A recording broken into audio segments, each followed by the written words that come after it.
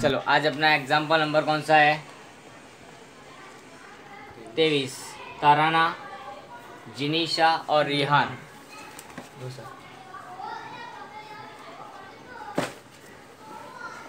एक पेड़ी के साझेदार हैं। ताराना, जिनीशा 31/3/2017 के दिन उनकी पेड़ी की पक्की तलपट नीचे दी हुई हमको उसके अनुसार थी। अब नेक्स्ट का हमको क्या करना है, पहले हमको एडजस्टमेंट देख लेने के पीछे कुछ क्या लिखा है। वो तारीख 1/4/2017 के दिन उन्होंने रिहान एक नया साझेदार है, उसको प्रवेश दिया है नए साझेदार के रूप में। प्रवेश की शर्तें नीचे दी हुई हैं। वो हैं रिहान पूंजी के रूप में 2 लाख रुपए और अपने भाग की ख्याति 18,000 रोकड़ में लाएगा। ख्याति के अंतर की रकम का समायोजन आवश्यक हो तो पूंजी खाते लिखना है। यह हम बाद में देखेंगे, होल्ड पर रखेंगे इसको। नए लाभ हानि का प्रमाण हमको दे दिया है 4-3-3, ठीक है, यानी नया अनुपात दे दिया है तीनों का। ख्याति का मूल्यांकन भी हमको दिया है 1 लाख रुपए, यानी कि ये 3 पॉइंट है, ये हम सबसे लास्ट में करेंगे, इनको होल्ड पर रख देंगे तीनों को एक साथ। उसके बाद का पॉइंट है कारीगर मुआवजा। तो पहले कारीगर मुआवजा को हम यहाँ अकस्मात मुआवजा है उसको हम टिक मार्क करेंगे। चौथा नंबर का पॉइंट है, नंबर नहीं डालो डायरेक्ट टिक मार्क करोगे तो भी चलेगा। उसके बाद में लिखा है विनियोग 48,000 है, तो विनियोग अनामत को भी टिक मार्क करना पड़ेगा उसके लिए, और सामने विनियोग को भी टिक मार्क करना पड़ेगा। उसके बाद लिखा है मिलना बाकी ब्याज, ये कहीं टिक मार्क नहीं होगा, लगभग दो अंदर। उसके बाद है लेनदारों को देनी हुंडी स्वीकृत की जिसका लेखा बही में लिखना बाकी है। तो लेनदारों ने देनी हुंडी, तो लेनदार और देनी हुंडी दोनों को टिक मार्क करना है। वो नहीं है तो हम खाली लेनदारों को टिक मार्क करेंगे। 7वां नंबर, ठीक है। 8वां नंबर, सॉरी 7। 8वां नंबर लिखा है जमीन मकान की बही कीमत, तो जमीन मकान को टिक मार्क करना है 8वां नंबर। चुकाया बीमा प्रीमियम आने वाले वर्ष के लिए, तो इसमें कहीं भी है नहीं, टिक मार्क अपने को करना नहीं है, डायरेक्टली उसकी एंट्री हम करेंगे। तो कहाँ कहाँ लाइन छोड़नी है वो हमको यहाँ पर पता चल गया होगा। समायोजन टिक मार्क हो चुके हैं। नेक्स्ट स्टेप हमारा सबसे पहला क्या होता है कि अकाउंट्स ड्रॉ करने होते हैं, जो कि हमने यहाँ 4 के 4 अकाउंट्स पूरे ड्रॉ कर दिए हैं। सबसे पहला खाता है हमारा पुनः मूल्यांकन खाता, दूसरा खाता है हमारा साझेदारों का पूंजी या चालू खाता, तीसरा खाता है हमारे पास रोकड़ और बैंक खाता, और लास्ट में हमको पक्की तलपट तैयार करनी होती है।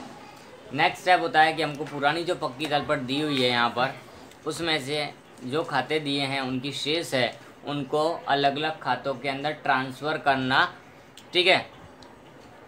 तो संपत्ति लेना पक्ष में लिखा हुआ है ख्याति 14,000 रुपये है, तो ख्याति को हम कहाँ पे करेंगे, पुरानी जो ख्याति दी होती है हमारी पक्की तलपट में उसको पुराने साझेदारों के बीच पुराने अनुपात में बांट दिया जाता है। अब देखो पुराने साझेदारों के अनुपात के बारे में कोई सूचना दी गई नहीं, तो हम क्या मान लेंगे, उन साझेदारों के बीच अनुपात कैसा होगा, समान अनुपात होगा, ऐसा मान लेंगे, क्योंकि यहाँ पर हमको उनके बारे में कोई इन्फॉर्मेशन दी नहीं है। उसके बाद में यहाँ पे जो रकम दी है हमारे पास 14,000 की ख्याति की पुरानी, तो उसको हम यहाँ लिख देंगे ख्याति खाता टी और जे दोनों के बीच में बढ़ जाएगा, कितना होगा 7,000 और 7,000, ठीक है। नेक्स्ट हमको क्या दिया हुआ है, जमीन मकान और टिकमा किया हुआ है, तो हम लिखेंगे संपत्ति के अंदर क्या लिखेंगे, ज़मीन मकान। एडजस्टमेंट हम बाद में इसका सॉल्व करेंगे, अभी सिर्फ ज़मीन मकान की कीमत है 1 लाख रुपए, वो लिख देते हैं और 1 लाइन स्पेस लीव करेंगे यहाँ पर बिकॉज ऑफ एडजस्टमेंट, क्योंकि एडजस्टमेंट दिया गया है। फिर दिया हुआ यंत्र,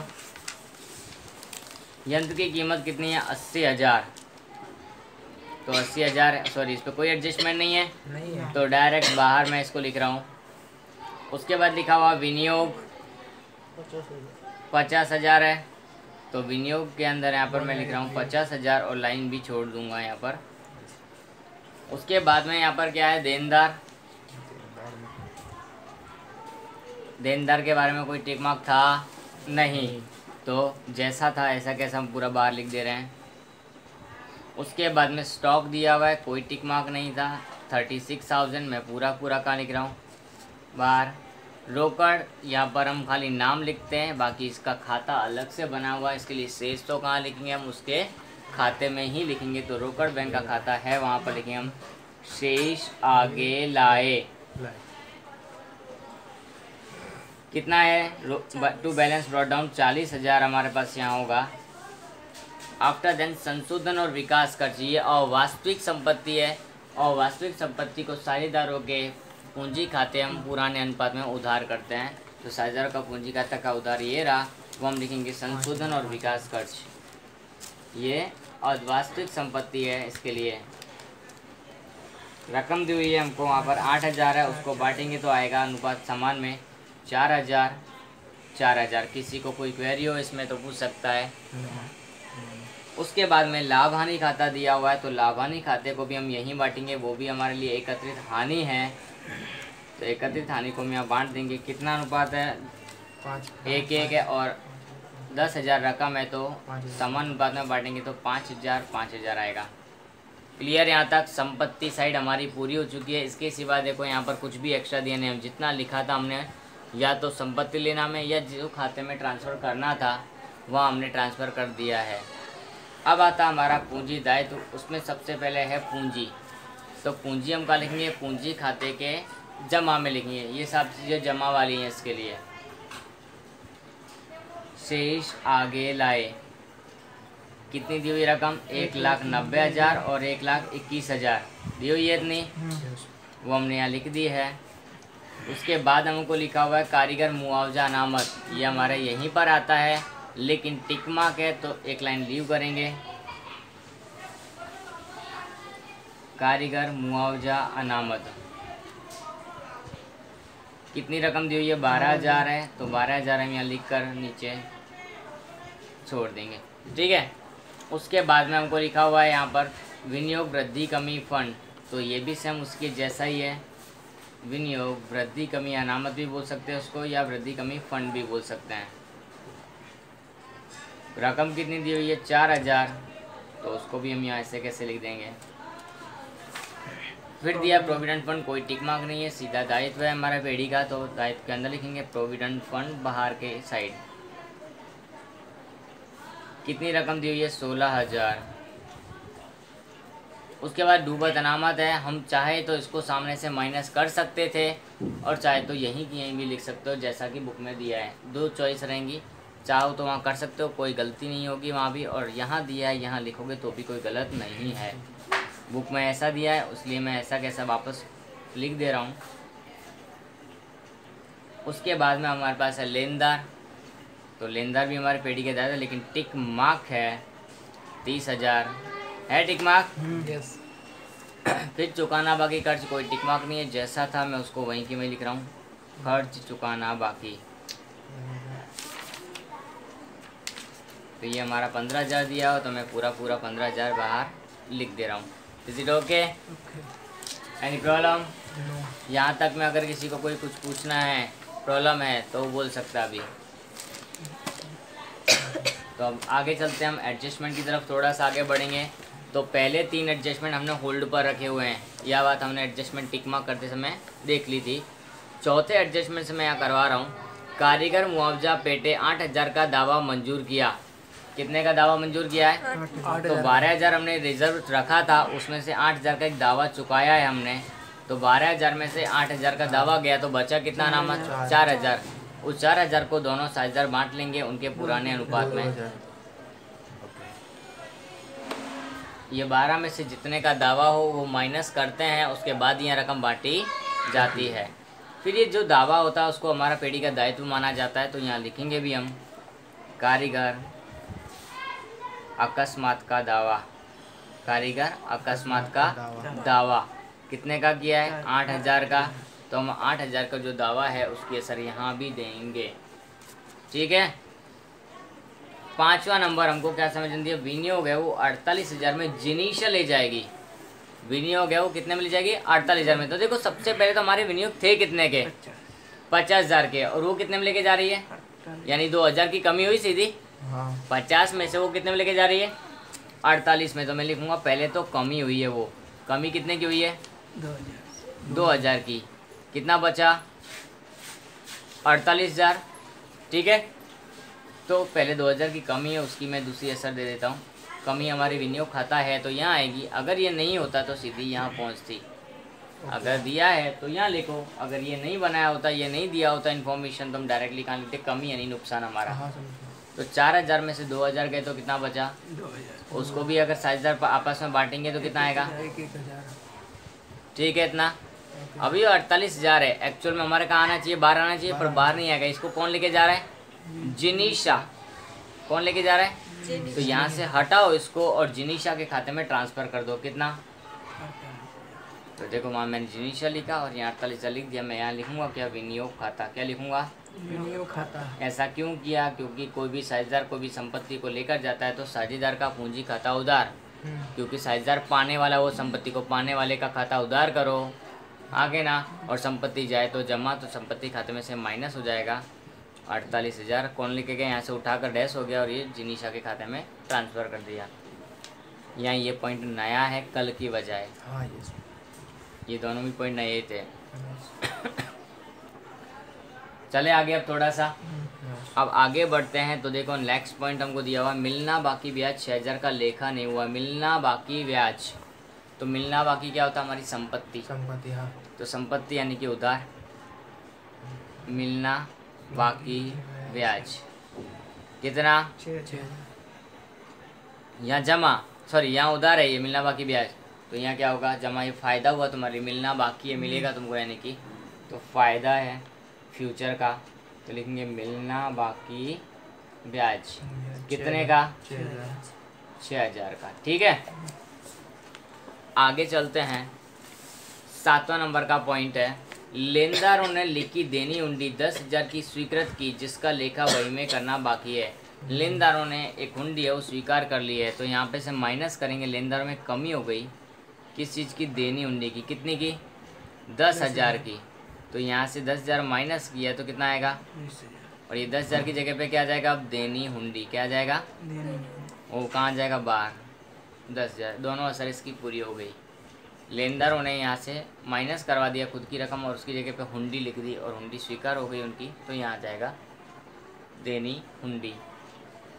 फ़र्क कुछ नहीं पड़ा टोटल के अंदर, लेकिन ये इफेक्ट है वो देनी पड़ेगी। दो असर हो गई उसकी, एक लेनदार में से माइनस और दूसरी एक नई दायित्व तो देनी हुंडी वो खड़ा हो गया। ओके, बरोबर। आगे चलते हैं। जमीन मकान की वही कीमत उसकी बाजार कीमत की अपेक्षा 20% कम है। यानी कि यहाँ जो कीमत हमको दी है वो बाजार कीमत की अपेक्षा 20% कम है। तो माना कि इसकी जो कीमत दी है यहाँ पर वो हमको माननी पड़ती है। कितनी है, 100 है बाजार कीमत। हाँ, कितनी है, 100 है। उसमें से कमी कितनी करनी है, 20% कम है, तो कम है कि कितना आएगा, 80। तो 80 जब है इसकी चौपड़े कीमत यानी वही कीमत, तो हमारे यहाँ वही में कितनी लिखी हुई, 1 लाख। 80 पर 1 लाख है तो 100 पर कितना, 1,25,000 कितना आएगा, करके देखो। 1,25,000 इसकी नई कीमत है, यानी कि पहले थी 1 लाख और अभी कितनी हो गई, 1,25,000।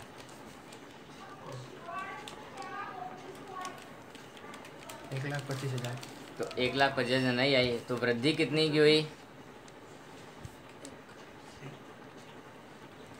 25,000 की। देखो सिंपल, वापस देखो। सवाल में लिखा क्या है वो ध्यान से रीड करो। जमीन मकान की वही कीमत, यानी कि ये वाली कीमत को हम क्या बोलते हैं, वही कीमत बोलते हैं। वो है बाजार कीमत की अपेक्षा 20% कम है। ये जो कीमत दी हुई है हमको कैसी है, 20% कम है। ऑलरेडी मार्केट में अभी ज़्यादा चल रही है और ये क्या है, कम है। तो हम यहाँ लिखेंगे माना कि बाजार कीमत 100 है, अभी बाजार में हम क्या मान लेते हैं, 100 है। उसकी अपेक्षा अभी ये जो कीमत दी हो कितनी, 20% कम। तो 100 का 20% करोगे तो वही आएगा 20 ही। तो 100 में से 20 माइनस किया कितना आया, 80। जब ये 80 है हमारी वही कीमत, तो हमारी वही कीमत कितनी दिखाई हुई है, 1 लाख। तो 80 पर 1 लाख, जब 100 पर कितना होगा, 1,25,000 हमारी कीमत मिलेगी, डायरेक्ट मिलेगी। इन दोनों को गुणा करेंगे, इसको भाग देंगे, इन दोनों को गुणा करेंगे और इसको भाग देंगे, वो भी मैं लिख देता हूँ यहाँ। इसको इधर ही उतारने का सर, क्या अलग पेज पे उतारने का? जैसी तुम्हारी इच्छा करोगे तो कितना आएगा, 1,25,000 हमारे पास आएगा। ये हमारी नई कीमत आ गई 1,25,000। तो पहले था 1 लाख, अभी बढ़ा कितना होगा, 25,000। 25,000। तो ही 1,25,000 होगा ना। तुम्हारे पास में कोई चीज़ है उसकी कीमत आज 1 लाख रुपए है और बाजार में बोल रहा है कोई 1,25,000, तो कितनी बड़ी हुई तुम्हारी कीमत? That's simple. तो 25,000 हम यहाँ पे प्लस करेंगे, वृद्धि करेंगे और यहाँ आ जाएगा 1,25,000। वृद्धि हुई तुम्हारे लिए क्या हुआ, फायदा। क्या हुआ, फायदा कहाँ लिखा जाता है, यहाँ पर। तो मैं लिखूंगा जमीन मकान खाता। क्या लिखूंगा, जमीन मकान खाता। जमीन मकान खाता हम यहाँ लिखेंगे। वो कितने का है, 25,000 रुपये का फ़ायदा हुआ है तुमको, तो वो यहाँ लिखना है। ठीक है, अब आगे चलते थोड़ा सा। चुकाए बीमा प्रीमियम में से 12,000 आने वाले वर्ष के लिए हैं। आने वाले वर्ष के लिए मतलब अग्रिम चुकाया। अग्रिम चुकाया बीमा प्रीमियम क्या होता है, संपत्ति। तो उसको हम लिखेंगे यहाँ पर, क्या लिखेंगे, अग्रिम चुकाया बीमा। क्या लिखेंगे, अग्रिम चुकाया बीमा प्रीमियम। कितना है, 12,000। इसकी एक असर तो यहाँ आ गई, इसकी दूसरी असर कहाँ होगी, संपत्ति है तो दूसरी असर यहीं होगी। फ़ायदा होने वाला है तुमको ही। अग्रिम एडवांस चुका रखा है, अग्रिम चुकाया बीमा प्रीमियम कितना है, 12,000 हो गया। अब चलते हैं हम कहाँ, थोड़ा सा और आगे।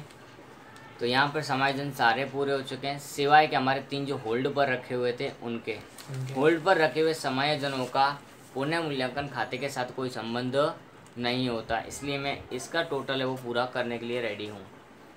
इससे मेरा कोई लेना देना नहीं होता है पूंजी का और ख्याति का। तो मैं इसका टोटल पहले कर देता हूँ, फिर हम आगे की कैलकुलेशन करेंगे, होल्ड पर से बाद में निकालेंगे। 43,000 शायद। अब 43,000 जो हमारे पास आया यहाँ पर, उसको हम बोलेंगे वितरण पात्र लाभ। क्या बोलेंगे, जो वितरण पात्र लाभ है उसको दोनों साझेदार आपस में बांट लेंगे तो 21,500 आएगा। क्योंकि अनुपात कैसा है, समान है इसके लिए। कौन कौन, तराना और Jinisha, T4 Tarana, J4 Jinisha, that is in short. ये हमारा क्या वितरण पात्र लाभ है। अनुपात हमको दिया हुआ था 1:1, तो मैंने उसको बांट दिया है 21,500, टोटल हुआ 43,000। इसकी इफेक्ट कहाँ आती है, यहाँ हो तो यहाँ पर आएगी। क्या लिखेंगे हम, वितरण पात्र लाभ पुनः मूल्यांकन खाते से लाए थे, इसलिए अगर तुम लिखना चाहोगी पुमू खाता, पुनः मूल्यांकन खाता, तो भी चलेगा। 21,500 डैश डैश डैश, यहाँ जो था उनमें कुछ नहीं था। अब हमारे जो 3 महारथी पहले जो क्वेश्चन था, 3 समायोजन थे, उनको बात आ गई है। रिहान यानी कि नया साझेदार अपनी पूंजी में कितना लेके आ रहा है, 2 लाख। तो 2 लाख जब पूंजी लेकर आएगा तो उसकी असर कहाँ होगी, पूंजी रोकड़ में लेके आएगा, तो एक असर यहाँ होगी और दूसरी असर कहाँ होगी, यहाँ पर। तो मैं लिखूँगा यहाँ पर रिहान का पूंजी खाता। क्या लिखूँगा, रिहान का पूंजी खाता। रिहान का पूंजी खाता कितना लाया, 2 लाख। तो मैंने लिखा यहाँ कितना, 2 लाख। यहाँ उधार तो यहाँ जमा।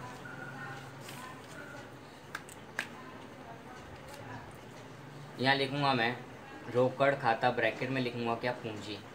रोकड़ खाता ब्रैकेट में क्या लिखूँगा मैं, ये पूंजी लेकर आया, नया साझेदार है इसलिए। हो गया। अब आगे चलते हैं। आगे ले आते बाद ख्याति की। ख्याति की हम कुछ भी बात करें उससे पहले हमारे पास कौन सा अनुपात होना जरूरी है, त्याग का अनुपात। कौन सा अनुपात होना जरूरी है, त्याग का अनुपात होना बहुत ज़रूरी है। इसलिए मैं अब पहले करूँगा कैलकुलेशंस किसकी, त्याग के अनुपात की। तो मैं यहाँ लिख रहा हूँ उदाहरण 23, तराना, जिनीशा और रेहान, तीसरा नया पार्टनर जो है वो। तो लिखूँगा तराना, जिनीशा और रेहान, और बाद में आता है कुल। उनका पुराना अनुपात कितना दिया हुआ था, कुछ नहीं दिया था, इसलिए हमने अपने आप ही मान लिया था कि 1:1 होगा। कुछ इन्फॉर्मेशन ही नहीं दी थी, सूचना ही नहीं दी, तो हमने क्या मान लिया था, 1:1। तो नया अनुपात कितना होगा, 4 चार। 3 4 3 3 टोटल कितना होता है? 10 यस और नो? यस ये हमको दिया हुआ है। अब हम इसके ऊपर से क्या निकालेंगे? त्याग का अनुपात। क्या निकालेंगे? त्याग का अनुपात तो त्याग का अनुपात का सूत्र क्या होगा? पुराना भाग माइनस नया भाग। साझेदार को मिलता पुराना भाग माइनस साझेदार को मिलता नया भाग लाभ का। ठीक है। अब पुराना अनुपात कितना था? टी का पहले हम बात करते हैं। टी का त्याग ठीक है 1/2। तो पुराना 1/2, नया कितना है? 4/10। 4/10 या हम इसकी गणना करेंगे, कितना आएगा? 10 दूनी 20, 10 एक 10 4 दूनी कितना आएगा? 2/20। नेक्स्ट कौन है हमारे पास में? देखो, जे का लाभ, सॉरी जे का त्याग 1/2 माइनस 3/, कितना आया? 10 एकम 3 दूनी 6 कितना आएगा? 4/20। तो अनुपात निकालना है हमको। तो हमारे पास आएगा 2:4। देखो यहाँ ऊपर 2 है और यहाँ 4 है। अब इसको शॉर्ट में करना हमको। तो त्याग का अनुपात 1:2 हो सकता है। 2 एकम 2, 2 दूनी 4, 2 एकम 2, 2 दूनी 4। शॉर्ट करेंगे हम इसको काट कर। हो सकता है ना 1:2 कि नहीं हो सकता? हो सकता है। हो ही सकता है, क्यों नहीं होगा। अब हम पहले पेड़ी की कुल ख्याति कितनी है? 1 लाख। देखो तीसरा नंबर का समायोजन हमको दी हुई है। पेड़ी की कुल ख्याति निश्चित हुई है, मूल्यांकन हुआ 1 लाख। ख्याति का मूल्यांकन 1 लाख किया गया। ठीक है। हाँ तो 1 लाख हमको दिया हुआ है, उसमें से मेरे को नया साझेदार कौन है? रिहान। तो मैं रिहान की ख्याति निकालूंगा कि रिहान अपनी ख्याति कितनी लेके आया है। तो रिहान की ख्याति निकालनी है यहाँ पर मेरे को। किसकी ख्याति? तो रिहान की ख्याति कैसे निकली? उसका अनुपात कितना है? 3/10। तो लिखूंगा 1 लाख गुणा 3/10, 30,000।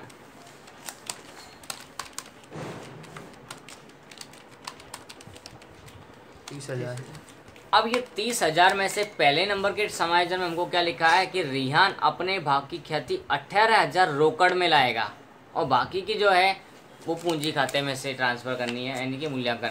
तो पहले 18,000 तो वो कैसे लेके आ रहा है? ख्याति है लेकिन कैसे? रोकड़ में लेके आता है। बच्चे कितने हैं? 12,000। वो रोकड़ में नहीं लेके आता, लेकिन लेके तो वही आता है। इसका हमको क्या करना है? पुनः मूल्यांकन करना है, यानी कि पूंजी खाते उसकी असर देनी है हमको। किसके? पूंजी खाते से उसकी असर देनी है, समायोजन करना है। कैसे करना वो मैं सिखा रहा हूँ अभी। पहले हमारा जनरल रोज का जो काम है, सामान्य रोकड़ जैसे लेके आता है उसकी एंट्री हम पहले 2 करते हैं। ख्याति रोकड़ में लेकर आता है कोई साझेदार, तो उसके लिए 2 एंट्री करते हैं। तो कौन कौन सी एंट्री करते हैं वो मैं बता रहा हूँ। 30 में से 18 माइनस किया तो बाकी बचे कितने? 12। रोकड़ खाता उधार ख्याति के प्रीमियम खाते का, हाँ के ना? यस। कितनी रकम है वो रोकड़ में ला रहा है? वो 18,000। तो मैं 18,000 पूरी लिख रहा हूँ यहाँ पर। ठीक है। दूसरी एंट्री इस ख्याति के प्रीमियम को बांटते हैं। अब कौन? 2 पुराने पार्टनर त्याग के अनुपात में। तो लेंगे ख्याति का प्रीमियम खाता उधार कौन कौन है? ताराना, ताराना का पूंजी खाता खाते का और जिनिशा का पूंजी खाते का। 18,000 को बांटेंगे तो कितना आएगा? 6,000 और 12,000।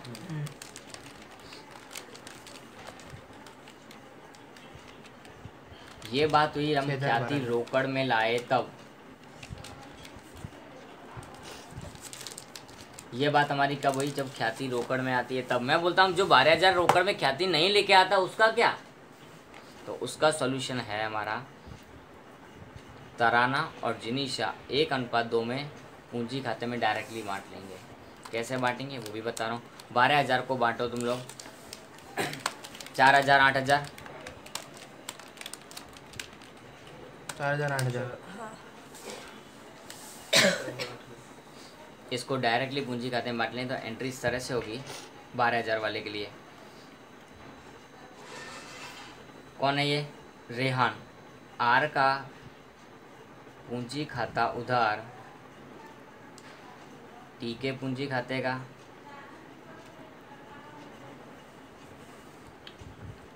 जे के पूंजी खाते का। रकम मैंने तुमको बांट के दिखा दी है बाजू में, 4,000 8,000। टोटल कितना होता है उसका? 12,000। 12,000 कहाँ से आया? तो ये रहा, देखो मैंने एरो करके बांटा उसी को। क्यों बांटा है? क्योंकि ये ख्याति रोकड़ मिलने आता, डायरेक्ट पूंजी खाते असर देनी। देखो दे दी मैंने समायोजन के असर पूंजी खाते। अब इनकी सबकी खतौनी करनी है पीछे की साइड। कैसे करनी है? तो देखो पीछे एंट्री को देखो या मत देखो, मैं तुमको सिंपल बता रहा हूँ। क्या लिखना है हमको यहाँ पर? ख्याति रोकड़ में लेके आता, मतलब हम क्या लिखेंगे? यहाँ लिखेंगे ख्याति का प्रीमियम खाता। रोकड़ में ख्याति लाए तब ख्याति का प्रीमियम खाता। कितनी रकम लेके आया वो? 18,000 रोकड़ में लेके आया है। ख्याति की रकम लाया 18,000 रोकड़ में। ये तुमको सवाल के अंदर पहले समझ लिखा, 18,000 रोकड़ लाएगा ख्याति के लिए। तो 18,000। इसकी दूसरी असर कहाँ आएगी? यहाँ पर पंखा में फेंक दूंगा उठा के। ख्याति का प्रीमियम खाता कितना? 6,000 और 12,000 आगे ना। बोलोगे कहाँ से आया? तो 18,000 को 1:2 में बांटा था हमने, जो कि ये रहा। ख्याति का प्रीमियम खाता उधर, साझेदारों के पूंजी खाता जमा। तो साझेदारों का पूंजी खाता ये रहा, वो जमा साइड में मैंने देखो लिखा 6,000 12,000। दोनों एंट्रियों की असर पूरी हो चुकी है। बाकी है इसकी आर का पूंजी खाता उधार टी और जे के पूंजी खाते का। तो देखो मैं लिखूँगा आर का पूंजी खाता, जमा कौन होगा? टी और जे का खाता। कितनी रकम से? 6,000 और 4,000 और 8,000 से। ये कहाँ से आया? तो 12,000 जो रकम थी उसको हमने बांटा यहाँ पर। जो 12,000 रकम थी रोकड़ में नहीं लाया जो ख्याति, उसको हमने बांटा 4,000 और 8,000 1:2 में, टी और जे के बीच में। इसकी दूसरी असर कहाँ होगी? तो वो होगी आर के खाते में। कितना लिखना पड़ेगा? 4,000 8,000। क्या लिखेंगे यहाँ पर हम? टी का पूंजी खाता पहले क्या लिखेंगे? टी का पूंजी खाता और जे का पूंजी खाता। हमारे सभी समायोजन पूरे हो चुके हैं, सवाल पूरा हो गया है, सिर्फ टोटल करके हमको बैलेंस शीट मैच करनी है। आई होप सबको पसंद आया होगा। बहुत ज़्यादा। अब हम सबका डिफरेंस निकालेंगे इनका। तो इसका टोटल आर का मैं पहले कर रहा हूँ, वो है 2 लाख। 2 लाख में से 12,000 के 1,88,000। उसके बाद हम टोटल करेंगे जे का। कितना? 21,000। 165,500।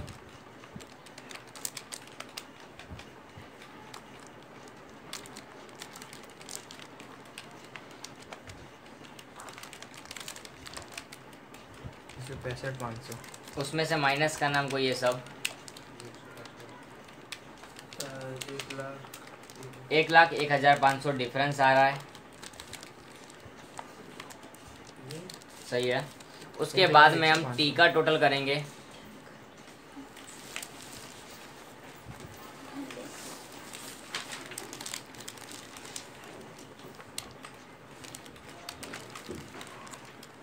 दो सौ 24,500।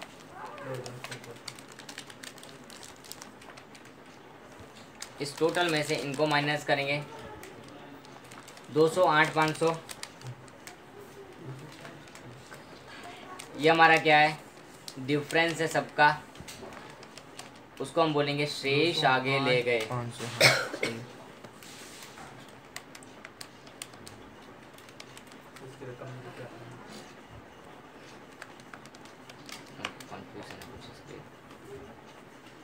डन। देन अब इसका टोटल 2,58,000।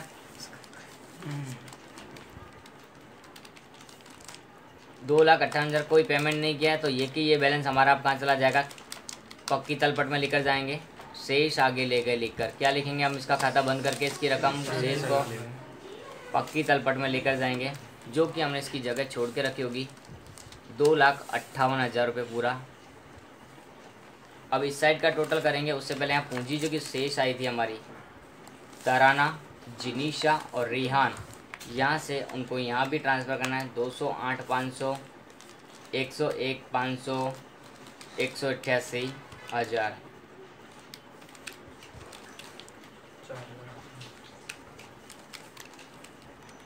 सबका टोटल आ रहा है 4,98,000।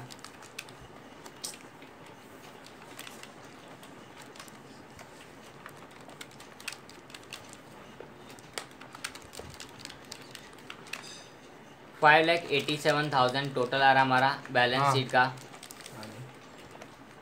दोनों साइड का मैच करके देखेंगे तो दोनों साइड का टोटल कितना आ रहा है, सेम आ रहा है। 5,87,000, 5,87,000। तो ये हमारा क्या हो जाएगा, सवाल इस तरह से पूरा होगा। हर चीज़ को हमको धीमे धीमे करके सॉल्व करना है, एक एक स्टेप बाय स्टेप हमको जाना है, तो सवाल पूरा हो जाएगा। ठीक है, और प्रैक्टिस इसकी हमको ज़्यादा से ज़्यादा करने की रहेगी।